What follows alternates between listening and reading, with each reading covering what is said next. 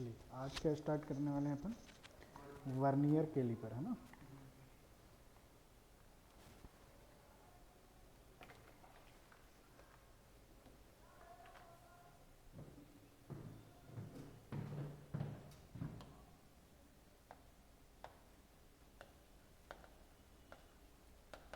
Vernier caliper. देखो, जब हम मेजरमेंट में जाते हैं, मेजरमेंट में किसी लंबाई का मेजरमेंट करना है, चौड़ाई का मेजरमेंट करना है, मोटाई का मेजरमेंट करना है, तो मेजरमेंट में पहले बेसिक टूल क्या था हमारा? बेसिक टूल था स्केल। ठीक है, स्केल से हम मेजरमेंट करते थे, रूल से हम मेजरमेंट करते थे। अब स्केल और रूल का जो लीस्ट काउंट था, जो अल्पतमांक था, अल्पतमांक मतलब वह कम से कम माप जो वह यंत्र माप सकता है, वो कितना था सर? 0.5 mm। मीन्स वो सबसे छोटी से छोटी माप कितनी माप सकता था? 0.5 mm। 0.5 mm ये छोटी से छोटी माप थी, किसकी? स्केल की। ठीक, mm में है, लेकिन इससे भी छोटी माप हमको नापना है तो मीन्स थोड़ा एक्यूरेसी का मेजरमेंट करना है, माइनर से माइनर मेजरमेंट भी हमें करना है, तो उसके लिए हमारे पास कोई डिवाइस नहीं थी। ठीक है, तो हमने एक नई डिवाइस बनाया जिसका नाम क्या है? Vernier calipers. Vernier calipers, caliper नाम के वैज्ञानिक थे, तो लगभग 1630 की कहानी है ना। फ्रांस के एक व्यक्ति हैं पेरी कैलिपर। कौन है? Peri caliper. पेरी कैलिपर साहब ने बोला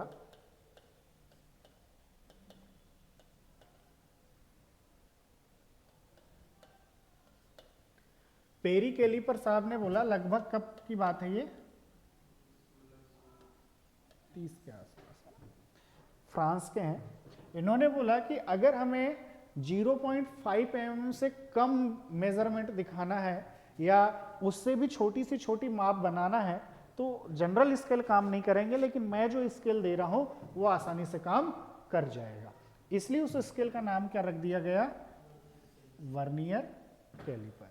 ठीक है, पेरी कैलिपर के नाम पर ही क्या रखा गया? वर्नियर कैलिपर रखा गया। कब आया? ये खोजकर्ता अगर पूछ ले तो आप आसानी से बता सकते हैं कि खोज किसने की थी?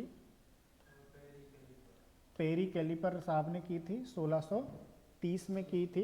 कहाँ के थे? तो फ्रांस के रहने वाले थे। कहाँ के रहने वाले थे? फ्रांस के रहने वाले थे ये। ठीक है ना। ये एक्चुअल में क्या है सर? ये एक्चुअल में क्या है? प्रेसिशन डिवाइस है, मतलब सूक्ष्म मापी यंत्र। ये क्या है? प्रेसिशन डिवाइस है, प्रेसिशन मेजरमेंट डिवाइस है।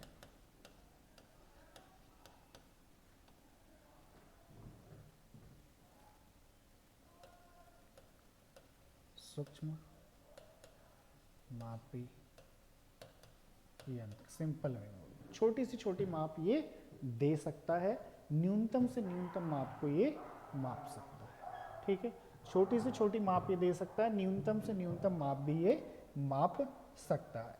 अब कैसे मापता है, क्या करता है, इस पर भी थोड़ी चर्चा करेंगे, लेकिन पहले हम बात कर लें कि सर ये जो बना हुआ है ये किस धातु का बना हुआ है,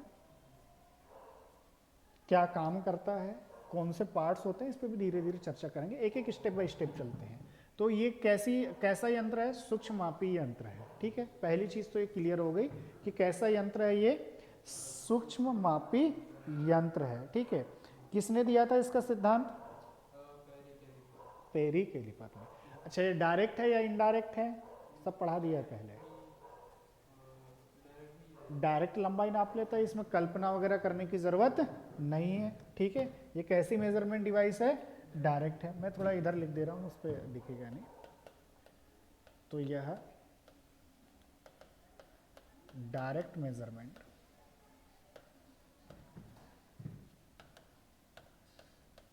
डिवाइस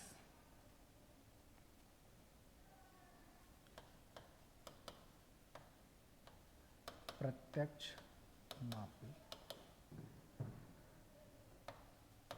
यंत्र है। क्लियर है? प्रत्यक्ष माप देता है, डायरेक्ट मेजरमेंट देता है ये, है ना। इसके मटेरियल की बात करते हैं तो पहले मटेरियल किसका बना होगा? तो जाहिर सी बात है, जंग लगने से हमको क्या करना है, इसको बचाना है और मजबूती भी प्रदान करना है। जंग लगने से बचाना भी है और मजबूती भी प्रदान करना है। तो हम किसका बनाएंगे? तो सर स्टेनलेस स्टील तो रहेगा ही, जिसमें ऑलरेडी क्रोमियम रहता है और निकिल रहता है। तो इसको हम निकिल क्रोमियम स्टील भी कह सकते हैं या स्टेनलेस स्टील भी कह सकते हैं, ठीक है। तो मटेरियल में हमको क्या याद रखना है? स्टेनलेस स्टील, स्टेनलेस स्टील, ये भी वर्ड आ सकता है। इसी में क्या मिला रहता है? निकिल और क्रोमियम। तो इसको हम क्या बोल सकते हैं? निकिल क्रोमियम स्टील, ठीक है। और ये दोनों ऑप्शन में नहीं रहे तब वेनेडियम स्टील भी हम बोल सकते हैं। वेनेडियम स्टील भी हम बोल सकते हैं, ठीक है। ये निकिल क्रोमियम कुछ नहीं है। जब स्टील में आप क्या मिला देंगे? निकिल और क्रोमियम ये मिला देते हैं तो क्या बन जाता है आपका? स्टेनलेस स्टील, ठीक है। इसलिए इसके दो नाम दे दिए गए। ये तो सर ठीक है, कोई दिक्कत नहीं है, मटेरियल में कोई प्रॉब्लम नहीं है। अच्छा, इस पर बेसिकली अगर हम बात करें कि ये किस सिद्धांत पर कार्य करता है,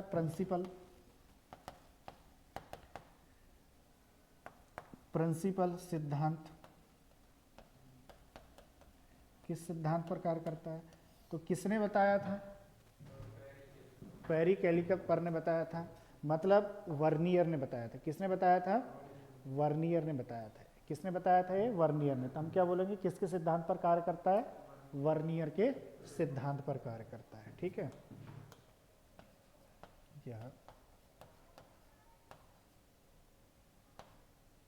वर्नियर के सिद्धांत पर कार्य करता है। अच्छा, वर्नियर ने क्या बोला था? तो देखो, बेसिकली उन्होंने ये डिवाइस बनाया जिस पर दो स्केल रखे, ठीक है। जिस पर दो, अभी कंस्ट्रक्शन में पढ़ेंगे, दो स्केल रखा। एक था मुख्य पैमाना, मेन स्केल, जो ये आपको दिख रहा है, और दूसरा स्केल ये दिख रहा होगा आपको चौड़ा सा यहाँ पर, ठीक है। इस स्केल को इन्होंने बोला वर्नियर स्केल। कौन सा स्केल बोला? Vernier scale. अभी एक एक से नाम लिख दूंगा, बस मैं अभी बता दे रहा हूँ। तो जब न्यूनतम माप रहे थे या मिनिमम से मिनिमम वैल्यू को मेजर करना होता है, जिसको लीस्ट काउंट कहते हैं, अल्पतमांक। तो अल्पतमांक नापने के लिए हमें इन दोनों स्केलों में अंतर देखना होता है। इन दोनों स्केलों में अंतर देखना होता है। इन्होंने बोला कि मैं एक स्केल नहीं दूंगा, मैं कितने स्केल दूंगा? दो स्केल दूंगा। और दो स्केल को जब हम मान लीजिए यहाँ पर किसी जॉब को ऐसा रख दिए, तो इसकी मोटाई नापना है कि कितनी मोटाई है, तो इसको जॉब को फिक्स कर देंगे। फिक्स करने के बाद इन दोनों स्केल पे डिफरेंस देखेंगे कि मुख्य स्केल और वर्नियर स्केल के भागों में क्या अंतर है। उसी के आधार पर हम क्या निकाल लेंगे? लीस्ट काउंट, कि न्यूनतम से न्यूनतम इसकी माप क्या है, और उसके आधार पर मेजरमेंट हम कर सकते हैं। तो बेसिकली इन्होंने कितने स्केल में डिफरेंस बताया? दो स्केलों में। तो difference between main scale and vernier scale. Simple way में हम इसका सिद्धांत क्या बोल सकते हैं कि वर्नियर का सिद्धांत है, या इसी को हम क्या बोल सकते हैं कि मुख्य स्केल व वर्नियर स्केल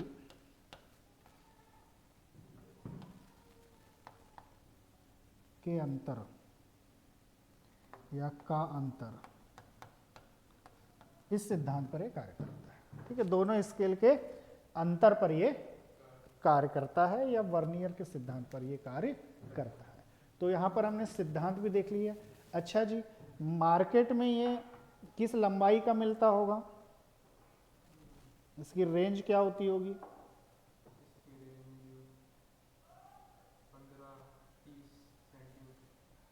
15 जैसा मेन स्केल की जो रेंज होगी उसी रेंज पर ये काम करेगा। तो लगभग लगभग कितना जा सकता है, 200 mm तक ये जा सकता है। तो अगर इसकी अगले इस पे देखते हैं, इसकी रेंज की बात करें हम,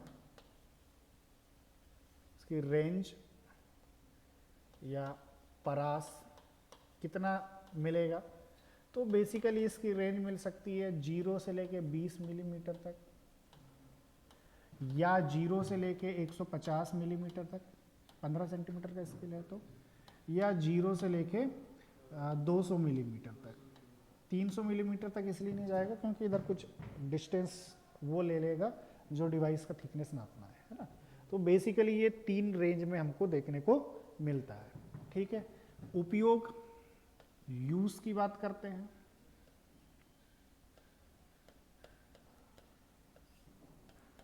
उपयोग चलो देखें क्या काम कर सकता है ये।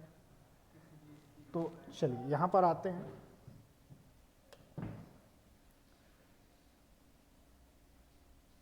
इसके बेसिकली 3 उपयोग होते हैं। अब 3 उपयोग कौन कौन से होंगे तो थोड़ा देखिए। इस जबड़ों के बीच में, ये जो दोनों जबड़े दिख रहे हैं, जबड़े के बीच में हमने जॉब को फंसा दिया। एक मेजरमेंट हम यहां से कर सकते हैं, दूसरा मेजरमेंट हम यहां पर कर सकते हैं। मान लीजिए कोई खोखला बेलन है इस प्रकार से,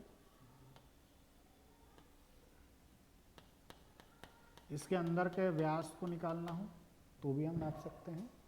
और तीसरा, यहाँ पर एक आपको स्ट्रिप पत्ती नज़र आ रही होगी, ये स्ट्रिप या पत्ती से किसी होल की गहराई नाप सकते हैं आप, किसी होल की गहराई नाप सकते हैं। ठीक है, तो 3 मेजरमेंट ये कर सकता है। कौन कौन से? तो किसी जॉब की मोटाई ये नाप सकता है, जॉब की गहराई, जॉब का आंतरिक व्यास, आंतरिक व्यास, हाँ डाया, इंटरनल डाया। ठीक है, तो ये मोटाई नाप सकता है, गहराई नाप सकता है, और बोलो इंटरनल डायामीटर नाप सकता है। ठीक है, आंतरिक व्यास नाप सकता है। इसी मोटाई को आप चाहें तो दूसरे वे में बाहरी व्यास भी बोल सकते हैं। बाहरी व्यास एक ही चीज है, सर्कुलर चीज है तो उसका बाहरी व्यास भी निकाल सकता है। तो मोटाई, गहराई और आंतरिक व्यास, इन 3 चीज को ये मेजर कर सकता है, इन 3 चीज को ये नाप सकता है। इसमें कोई दिक्कत नहीं है, इसमें कोई बाध्यता नहीं है। लीस्ट काउंट क्या होगा सर इसका? मिनिमम लीस्ट काउंट, तो खैर वो वर्नियर स्केल अलग अलग प्रकार के होते हैं, उसके आधार पर लीस्ट काउंट बदल सकता है। लेकिन एक बेसिक अगर मैं मेजरमेंट बताऊं मैट्रिक पद्धति में, तो वो लीस्ट काउंट हमें याद रखना है एग्जाम पर्पस से। लीस्ट काउंट, इसका जो लीस्ट काउंट होता है वो 0.02 मिलीमीटर होता है। ये किस पद्धति में है? मीट्रिक पद्धति में, मीट्रिक पद्धति में। खैर अभी लीस्ट काउंट अपन कैलकुलेट करके देखेंगे कि कैसा होता है, ये तो जनरल बातें होगी, है ना। अब आते हैं इसके पार्ट्स के बारे में। ठीक है, पार्ट्स के बारे में, तो पार्ट्स में पहले डायग्राम पे समझ लेते हैं, फिर नोट कर लेंगे।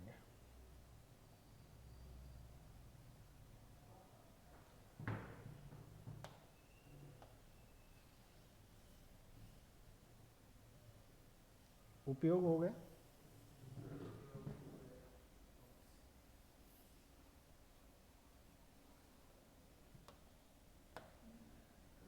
पार्ट्स में पहला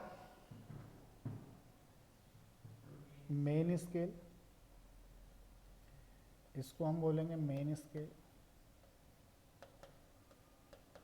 मुख्य पैमाना, ठीक है। दूसरा आपका होगा वर्नियर स्केल, वर्नियर स्केल, ठीक है। और इस पे लगे रहते हैं जबड़े, जॉ, ठीक है। तो जॉ में देखिए जो मेन स्केल पर जॉ लगा होगा, जो मेन स्केल पर जबड़े लगे होंगे, ये रहते हैं फिक्स, ये आगे पीछे नहीं होते। तो इनको जबड़े बोलते हैं, इनको क्या बोलते हैं? जबड़े बोलते हैं। जिसमें जो ऊपर वाले हैं वो इंटरनल जॉ, और जो नीचे वाले हैं वो क्या है आपके? External jaw. लेकिन जो मुख्य स्केल पर ये दो जबड़े लगे हुए हैं, ये फिक्स होते हैं, फिक्स जॉ होते हैं, जॉ मतलब जबड़े, ठीक है। और जो वर्नियर स्केल पर होते हैं, ये दो स्केल, ये वर्नियर स्केल पर लगे हुए हैं, ये आगे पीछे खसक सकते हैं, ये आगे पीछे खसक सकते हैं। तो इनको हम क्या बोलते हैं? Moving jaw, moving jaw. क्या कहते हैं? मूविंग जॉ कहते हैं, ठीक है। तो जबड़े आपके दो होंगे, एक होगा आपका मूविंग और दूसरा होगा फिक्स। फिक्स किस में होता है? मेन स्केल में। मूविंग किस में होता है? वर्नियर स्केल में।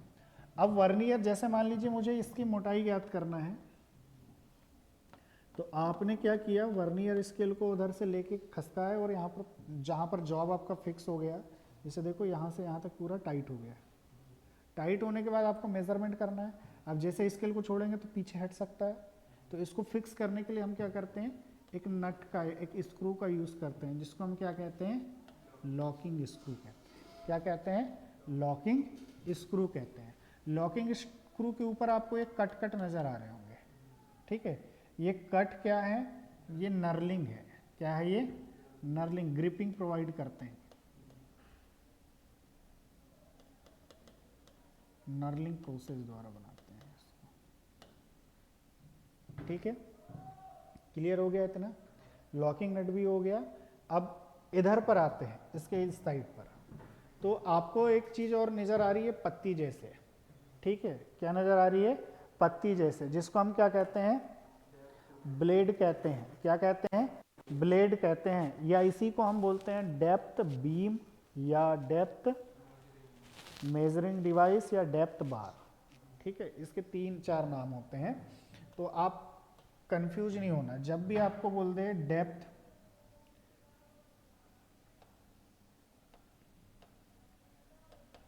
डेप्थ बीम बोले, वही चीज है।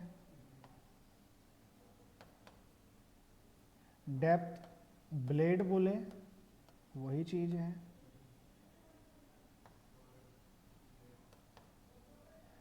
डेप्थ बार बोले, वही चीज। बार मतलब रॉड, ठीक है। डेप्थ बार बोले, वो एक ही चीज है। क्या इतनी चीज क्लियर हो गई? अब ये क्या नापता है? डेप्थ बार क्या नापेगा? ये क्या नापता है? गहराई। अभी सब उधर लिख दूंगा। ये क्या नापता है? गहराई नापता है। और एक्सटर्नल जॉ क्या नापेंगे? मोटाई, ठीक है। और ये क्या नापेंगे? ये आंतरिक व्यास नापेंगे।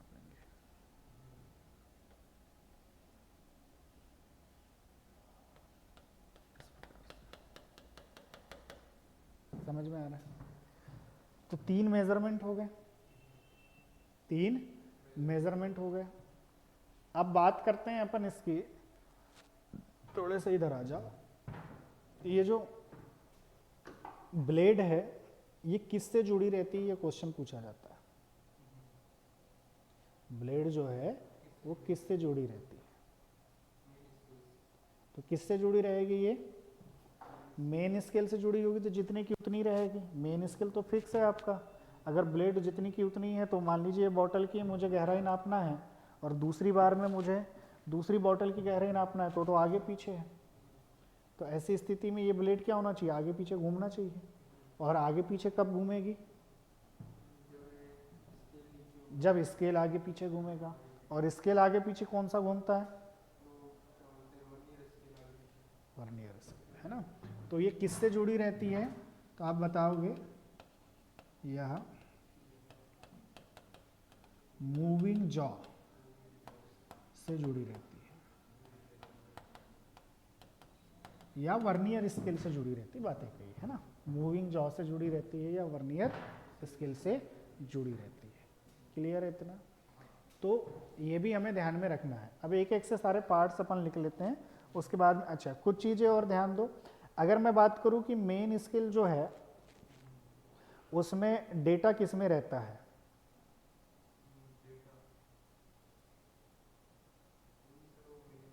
मेन स्केल में डेटा किस में रहता है, तो मेन स्केल में डेटा आपको यहाँ पर दिख रहा होगा, देखो mm लिखा हुआ और इंच लिखा हुआ, मतलब इसमें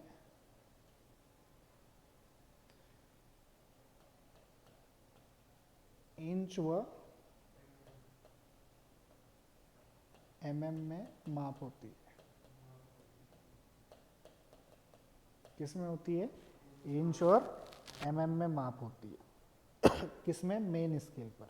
किस पर होती है, मेन स्केल पर। इतना क्लियर हो गया, अरे इतना क्लियर है, ठीक है।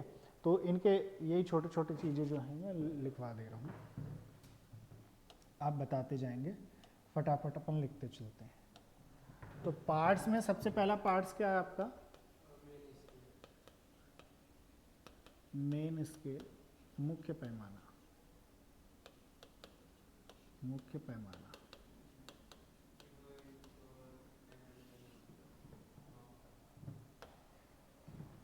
मुख्य पैमाने में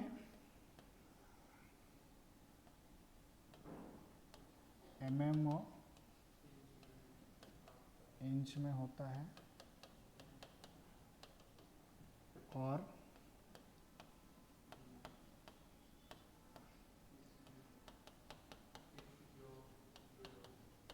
फिक्स्ड जॉ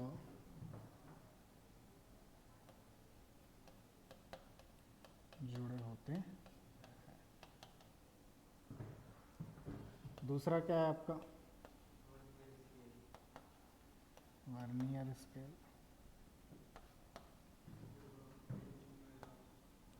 वर्नियर स्केल में हम बोलेंगे कि बेसिकली वर्नियर स्केल में mm में डेटा नहीं दिया रहता, ठीक है, mm में डेटा नहीं रहता है। इस पे कौन से जॉ लगे रहते हैं,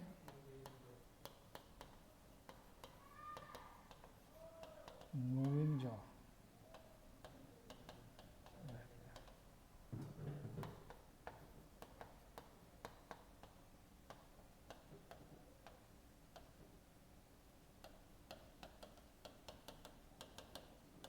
इसमें mm या सेंटीमीटर ऐसा कोई लिखा वगैरह नहीं होता है। तीसरा,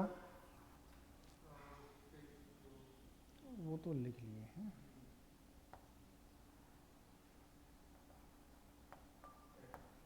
ब्लेड, यह किससे कनेक्ट रहती है,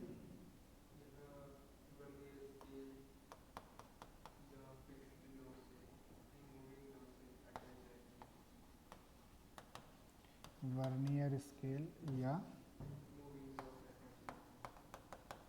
मूविंग जॉ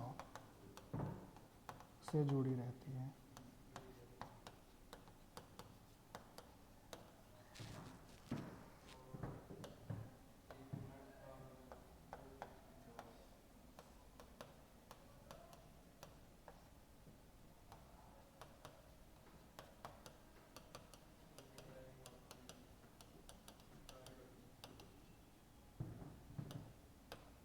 ठीक है, और आपका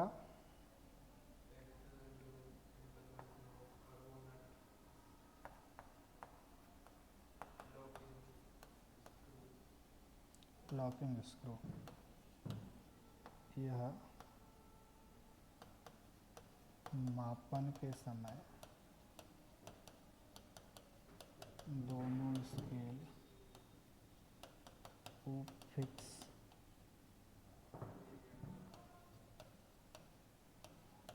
करने का कार्य करती है।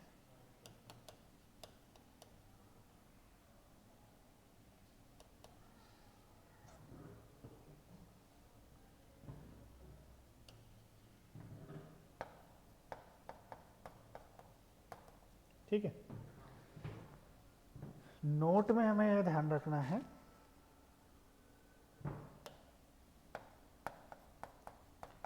नोट में हमें ध्यान रखना है कि जो बाह्य जबड़े हैं, ठीक है, बाह्य जबड़े जो हैं, जैसे कि यहां पर अभी डायग्राम में बताऊं मैं,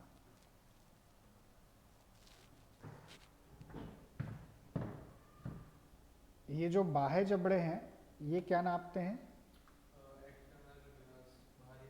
बाहरी व्यास। और ये जो आंतरिक जबड़े हैं वो क्या नापते हैं? आंतरिक व्यास। तो ये भी कई बार पूछ लिया जाता है।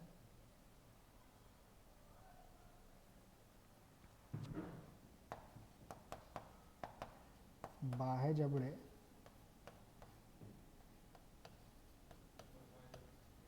बाह्य व्यास मापते हैं और आंतरिक जबड़े, जबड़े मतलब किसकी बात कर रहे हैं अपन? जॉ। आंतरिक व्यास मापते हैं, ये भी हमें नोट करना है। अच्छा जी, अब बात करते हैं इसका लीस्ट काउंट वर्ड जो है वो क्या होता है? लीस्ट काउंट,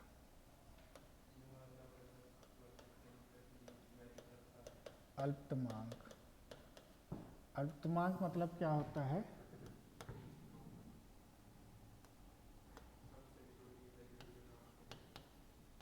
यंत्र द्वारा मापी गई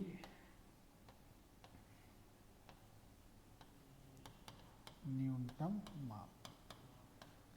यंत्र द्वारा मापी गई न्यूनतम माप क्या कहलाता है? लीस्ट काउंट कहलाता है। तो इसका लीस्ट काउंट कैसे निकालोगे आप? इसका लीस्ट काउंट कैसे निकालोगे? तो दोनों स्केल के बीच में अंतर देखेंगे। मेन स्केल के एक भाग का मान और वर्नियर स्केल के एक भाग का मान, ठीक है। लीस्ट काउंट निकालना है तो क्या बोलेंगे? स्केल का अंतर, मेन स्केल के एक भाग का मान माइनस वर्नियर स्केल के एक भाग का। ये लीस्ट काउंट का बेसिक क्या है? फॉर्मूला है। इस फॉर्मूले से हम क्या करेंगे? क्वेश्चन को सॉल्व करेंगे, ठीक है। जैसे अगर मैं बात करूं कि मेन स्केल का एक भाग 1 mm का है, कितने mm का है? 1 mm का, और मेन स्केल के लगभग 49 भाग बराबर, या वर्नियर स्केल की अपन बात करें कि वर्नियर मेन स्केल के अगर मैं 49 भाग निकालना है, 49 पार्ट्स, तो कितने mm हो जाएगा? नहीं, देखो मेन स्केल का एक पार्ट 1 mm का है, तो 49 पार्ट कितने के होंगे? 49 mm के, ठीक है। अगर वर्नियर स्केल के 50 पार्ट मेन स्केल के 49 पार्ट के बराबर है, तो उस समय पूछ लेगा कि लीस्ट काउंट क्या होगा। मैंने क्या बोला? ये लीस्ट काउंट का बेसिक फॉर्मूला है। अलग अलग वर्नियर कैलिपर्स के लीस्ट काउंट अलग अलग हो सकते हैं। जैसे मैं बोल रहा हूं कि मेन स्केल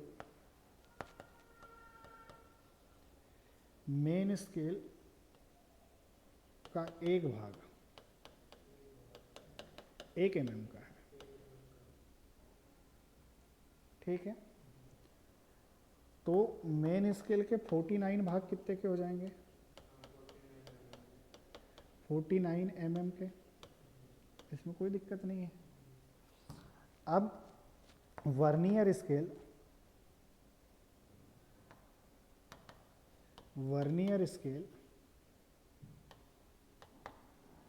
का 50 भाग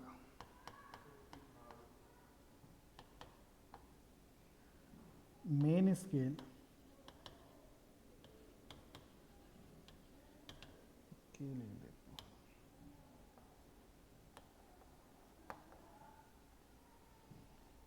मेन स्केल के 49 पार्ट्स या 49 भाग के बराबर होते हैं। तो वर्नियर स्केल का एक भाग कितना हो जाएगा? अगर 50 भाग बराबर 49 भाग है तो ये कितने भाग हो जाएंगे?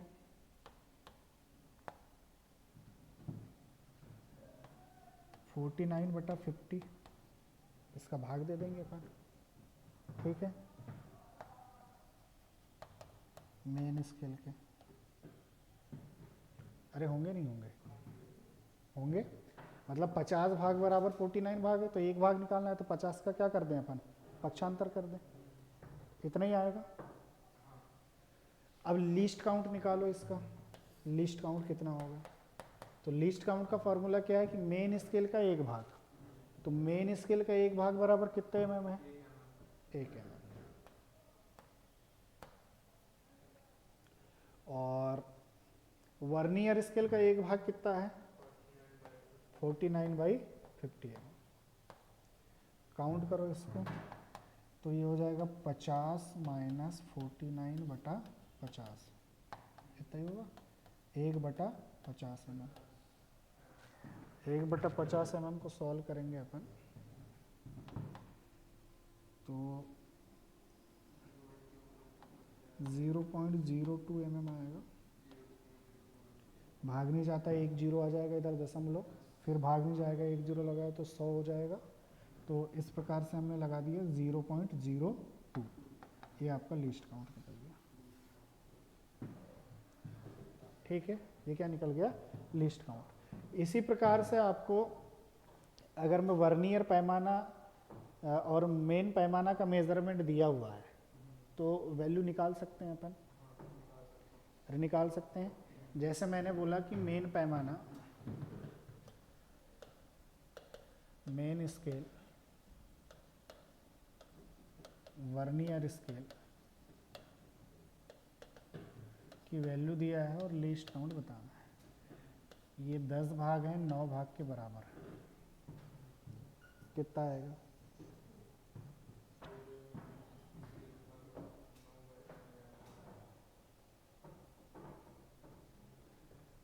कितना आएगा?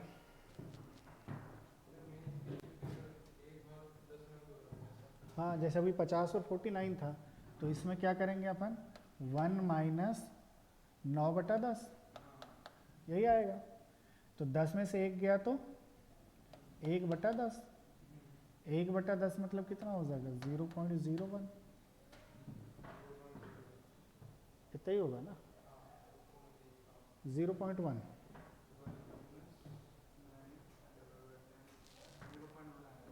है ना। तो निकाल सकते हैं अपन, ऐसा निकाल सकते हो ना? अरे निकाल लोगे। उसी प्रकार 24-25 का पूछ ले, 19-20 का, किसी का भी पूछे आसानी से हम निकाल सकते हैं, ठीक है। अरे निकाल लोगे। जैसे 24-25, सॉरी उल्टा कर दो, 25-24 तो कितना हो जाएगा? 1/25, 0.04, 0.04। उसी प्रकार आपका 50-49 इसका भी निकाले थे अपन ने, ठीक है। तो इस प्रकार से हम काउंट कर सकते हैं, निकाल सकते हैं। कोई भी पूछ ले आप आसानी से बता सकते हैं। अरे बता दोगे तो कोई भी भाग निकालना है हम आसानी से इसको निकाल सकते हैं। क्लियर हो गया इतना? तो ये क्या थे? हमारे लीस्ट काउंट की वैल्यू थी। क्या थी ये? लीस्ट काउंट की वैल्यू थी। अब कुछ अलग अलग प्रकार के वर्नियर कैलिपर्स होते हैं, इन पे थोड़ी सी हम चर्चा कर लेते हैं। टाइप्स ऑफ वर्नियर कैलिपर्स, ठीक है। Types of vernier calipers, types of vernier caliper, types of vernier caliper. इसको थोड़ा शॉर्टकट में मैं ख़त्म कर दे रहा हूँ। जैसे आपको देखो वर्नियर हाइट गेज दिख रहा है, दिख रहा है वर्नियर हाइट गेज। तो ये वर्नियर हाइट गेज क्या करेगा, नाम से समझ में आ रहा है कि वर्नियर हाइट गेज है, मतलब जॉब की ऊंचाई नापेगा। क्या नापेगा, जॉब की ऊंचाई नापेगा। ठीक है, क्या नापता है ये, जॉब की ऊंचाई। हाइट नाम से समझ में आ रहा है, तो क्या नापेगा ये, ऊंचाई नापेगा, है ना। तो वर्नियर हाइट गेज किसको नाप के देता है, ऊंचाई को, ऊंचाई नापता है। इसमें एक क्वेश्चन ये भी पूछ लेता है कि भैया यहाँ पर ये जो दिख रहा है ना, ये इसको बोलते हैं ग्रेजुएशन बीम। क्या कहते हैं, ग्रेजुएशन बीम। तो इस पर पूछा जाता है कि वर्नियर हाइट गेज पर क्या लगा रहता है, तो आप क्या बताओगे, ग्रेजुएशन बीम लगा रहता है। क्या लगा रहता है, ग्रेजुएशन बीम लगा रहता है। दूसरा क्वेश्चन ये भी पूछा जाता है कि ये किस सेटअप का उपयोग करता है, हाँ, किस सेटअप का उपयोग करता है।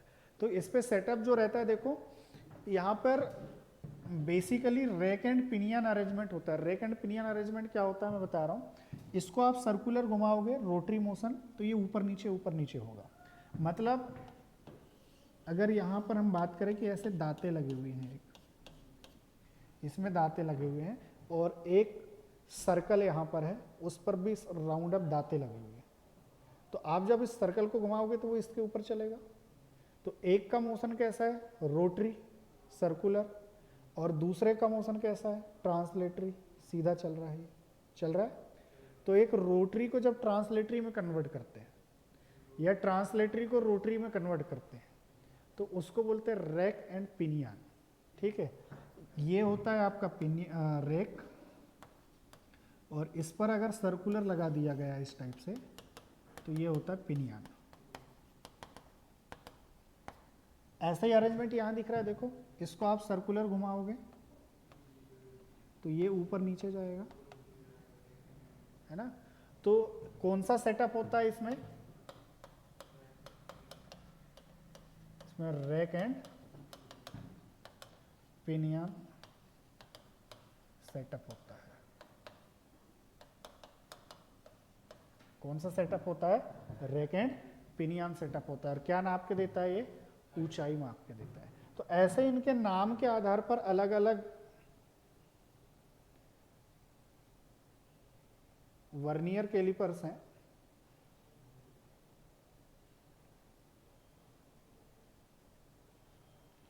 कुछ यहां पर देख लेते हैं अपन। पहला आपका है डेप्थ गेज वर्नियर कैलिपर्स। नाम से समझ में आ रहा है इसलिए मैं लिखवा नहीं रहा हूं, जल्दी हो जाएगा।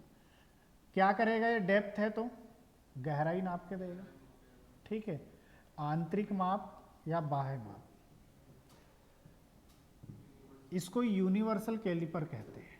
क्या कहते हैं, यूनिवर्सल कैलिपर भी कहते हैं। यूनिवर्सल मतलब जो सब जगह यूज हो जाए। ठीक है, फिर है flat edge vernier calipers. Flat edge ये केवल और केवल क्या करता है, बाहरी और आंतरिक देता है, गहराई नहीं देता। यूनिवर्सल का मतलब क्या होता है, सदाबहार, मतलब सब नाप सकता है। देखो बाहरी आंतरिक गहराई सब।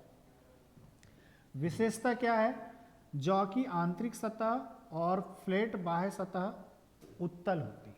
उत्तल मतलब उथली हुई होती है। नाइफ एज चाकू के जैसे एज होगी। नाइफ एज वर्नियर कैलिपर्स दो छिद्रों के मध्य अंतर, दो होल के बीच का डिफरेंस मेजर करके बता देता है। इसकी विशेषता क्या होगी, जौ की आंतरिक सतह चाकू के धार के समान और बाह्य सतह उत्तल होगी। सर नाम से समझ में आ रहा है, नाइफ एज चाकू के एज जैसे है। ठीक है, फ्लैट और नाइफ एज ये भी नाम पर ही है, फ्लैट और नाइफ एज ये भी बाहरी और आंतरिक माप देगा। एक सतह नाइफ होगी और दूसरी सतह कैसी होगी, इसकी फ्लैट होगी। डायल वर्नियर गेज ये लेटेस्ट है। ठीक है, डायल मतलब एक सर्कल डायल में होगा, इस टाइप से डायल लगा होगा और वहां पर मेजर करके दे देगा। तो ये बाहरी और आंतरिक मैप देता है। इसमें वर्नियर स्केल के स्थान पर क्या लगा होता है, डायल, डायल लगा रहता है। आजकल तो अब और लेटेस्ट जमाना आ गया तो डिजिटल आ गए हैं। ठीक है, अब क्या आ गए हैं, डिजिटल आ गए हैं। डिजिटल में डायरेक्ट अंकन मान यहाँ पर दे देता है वो मेज़र करके, हमें कैलकुलेट करने की ज़रूरत नहीं पड़ती। तो ये भी बाहरी और आंतरिक माप देता है। और वर्नियर स्केल के स्थान पर क्या रहता है, स्क्रीन लगी रहती है, डिजिटल स्क्रीन लगी रहती है। उसके बाद में gear tooth vernier. Gear tooth क्या होगा, तो सर गियर का कार्डर एडेंडम और कार्डर मोटाई नापता है, मतलब एडेंडम और मोटाई नापता है। एडेंडम क्या होता है, सबसे बाहरी व्यास, ठीक है, गियर का सबसे बाहरी व्यास। मान लो ये गियर है, इस प्रकार से गियर बना हुआ है, तो ये वाला जो व्यास होगा, ये जो यहाँ से ये वाला जो व्यास बनेगा, ठीक है, ये है यहाँ से लेके यहाँ तक पूरा, इसको बोलते हैं एडेंडम। एडेंडम है ना, तो ये एडेंडम वाला पार्ट है, इसको मेजर करके दे देता है। 2 कैलिपर का मिश्रित रूप होता है, इसमें 2 कैलिपर रहते हैं, ठीक है। एक और अपन ने क्या देखा अभी, वर्नियर हाइट गेज, जो इस पे अभी लिखा नहीं है, अगला नंबर जो भी होगा वो क्या होगा, वर्नियर हाइट गेज।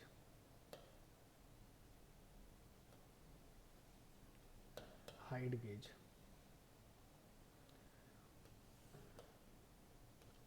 यूज ऊंचाई मापता है,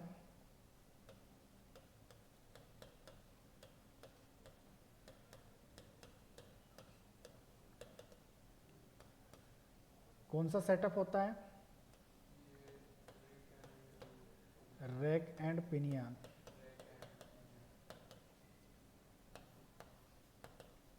सेटअप होता है और उसके कॉलम पर क्या लगा रहता है, या मेन स्केल पर क्या लगा रहता है, ग्रेजुएशन बीम, ठीक है। मेन स्केल ग्रेजुएशन बीम पर होता है, ऐसा भी हम बोल सकते हैं। मेन स्केल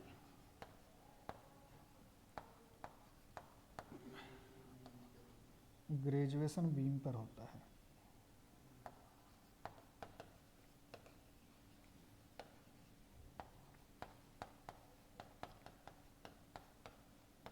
तो ये कुछ अलग अलग प्रकार के क्या थे हमारे पास, कैलिपर्स थे, जिनके नाम पर ही था इसलिए मैंने इसको लिखना था थ्योरी, तो जनरली बता दिया।